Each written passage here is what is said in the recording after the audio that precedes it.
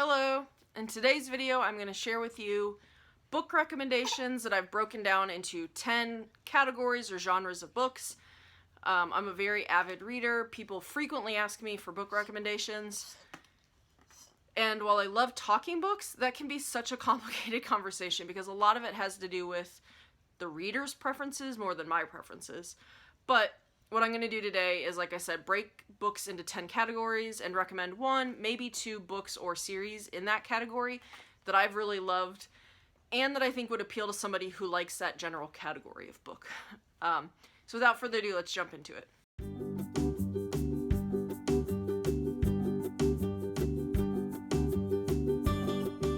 Before I get too far in, Ani's right here playing with stickers next to me. Yeah, I thought I would start with my go-to book recommendation, and I realize that's not technically a category, but I kind of use it as one because if somebody asks me what to read and they don't have a lot of preferences, or maybe they're not a big reader, this is the book I always recommend, and it is The Alchemist by Paulo Coelho. It is a fictional story about a boy who is basically pursuing his dreams, and it's as simple as that, but it has a very good underlying theme to it, has some great quotes in it, and just a really positive message. So in addition to being my go-to recommendation, it is also a book I give as a gift quite frequently. I can almost never keep a copy here at the house, just because I tend to loan it back and I don't always get it back, which is fine. I don't ever loan a book that I desperately want back. But I also give it to graduates of like high school or college as a gift. It's a simple read, it's quick. I read it at least a couple times a year. No, I read it at least once a year, if not a couple times a year. It's got a great message and it's easy to read. Category number 2 is best book to movie adaptation. I'm very picky when a book I love gets turned into a movie, and so many have let me down. But the two that I'm about to share with you, I feel like did a very good job. In general, my rule of thumb with a book to a movie is cut stuff out. That's fine, I understand it. Sometimes it's hard to conceptualize as a movie, or you just need to take it out for time. Totally get that. Don't add things in. I'm not a fan, and there's so many book to movie adaptations that either things get changed or they get added, and it just, for me, it's a no-go. But two books that I feel were made into pretty good movies, or at least good adaptations of the book, are number 1, The Girl with All the Gifts by M.R. Carey. I don't want to share too much about it, but basically it's about scientific research versus the morality of it all.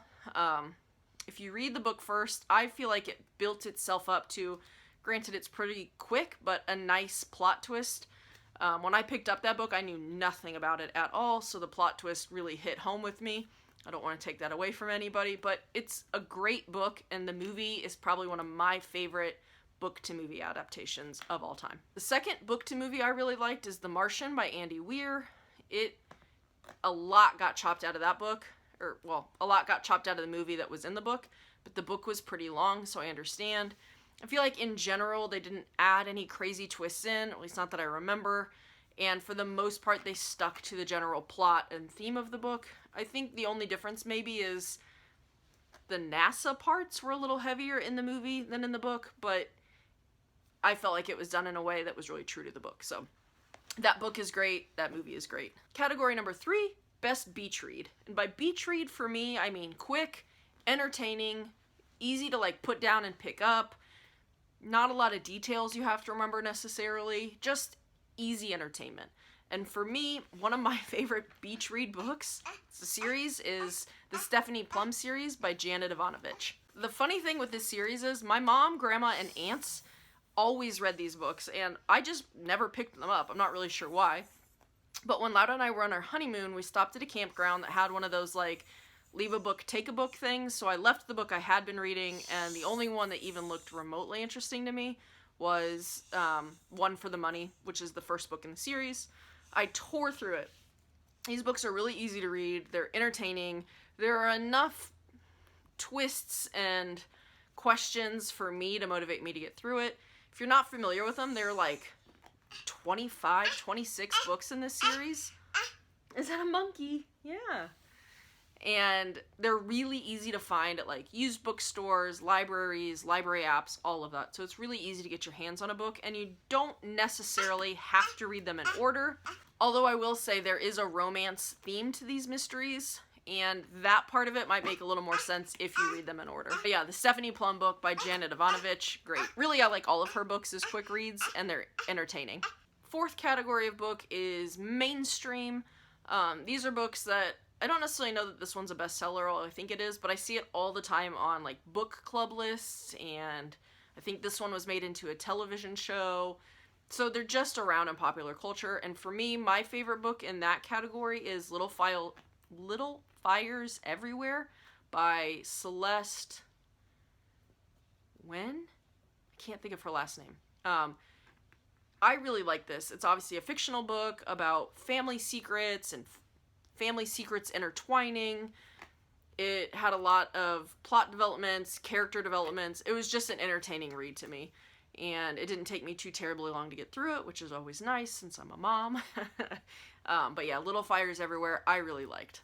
Fifth category of book is books that I find to be memorable or sentimental for me personally, but I also really enjoy them as books. It's 2 series, and that is, the first one is the Harry Potter series, which for me is tied to reading them to my youngest sister, taking her to see the movies. Honestly, it's a series that I probably would have liked anyway, just because I like fantasy, but yeah, there's not much to say there. You either know Harry Potter or you don't. You either love it or you don't. Oh my goodness, you are loud. The second series is sort of tied together, The Lord of the Rings, and I'm going to include The Hobbit. My dad introduced us to those books when we were little. We had to read them in middle school.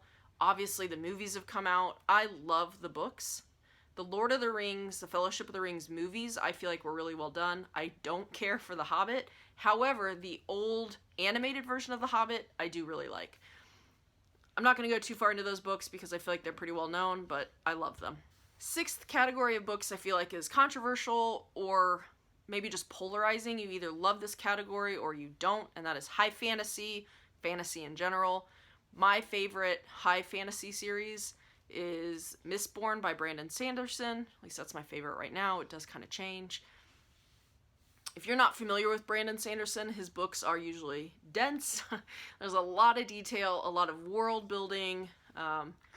There's a very unique magic system called Alchemist in Mistborn. But yeah, I love Mistborn. A runner-up for me, at least currently, is His Dark Materials by Philip Pullman, I think. Philosophy, physics, theology, packaged in a very palatable fantasy story. Both of those series I really like. Seventh series is autobiographies / biographies.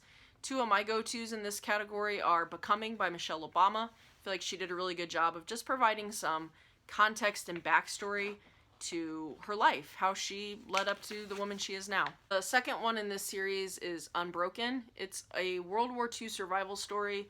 This guy was, oh my goodness, the situations he survived are crazy. I feel like it was really well written. It's another book I really liked on audiobook. I feel like the narrator did a really good job. The 8th category of book is young adult. I really like young adult books, and my go-to recommendation in this one is The Hate You Give by Angie Thomas. What?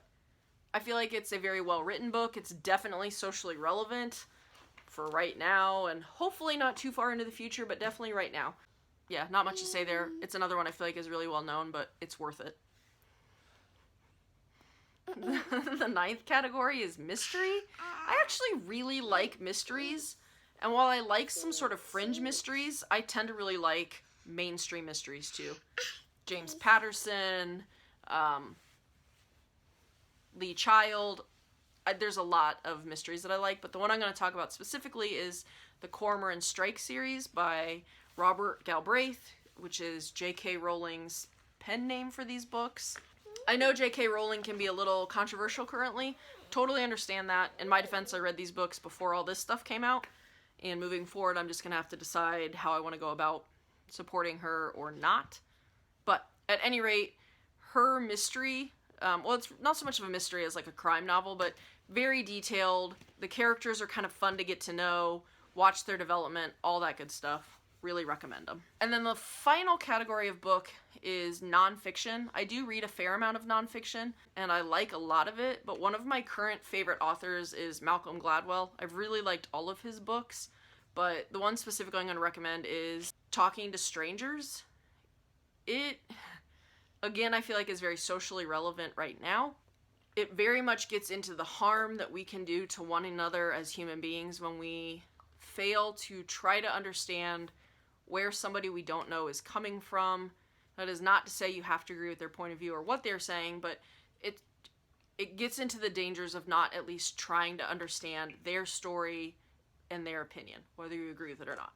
But I thought it was very well written. The examples he uses are very poignant, very relevant, all of that good stuff. But yeah, those are my recommendations for those 10 categories. I realize they're not necessarily strict categories or genres, but they work for the kind of books that were at least in my mind. If you have other book categories or types that you want me to recommend, let me know. I read about 70 to 100 books a year.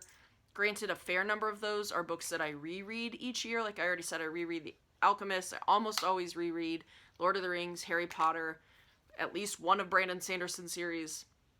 But all of that to say, if you have a book that you really like and you want similar books, let me know in the comments and I'll do my best to think of one. I just like reading in general, and I do get a big kick out of helping someone find a book that they like. Lauda was like that. She did not like reading when we met. She really disliked audiobooks, and through just getting to know her and knowing the very few books that she did like reading, we're to the point now where I can almost hand pick books that I know she will like. But it's just something I enjoy and that I think is fun. But we will see you next time. Bye!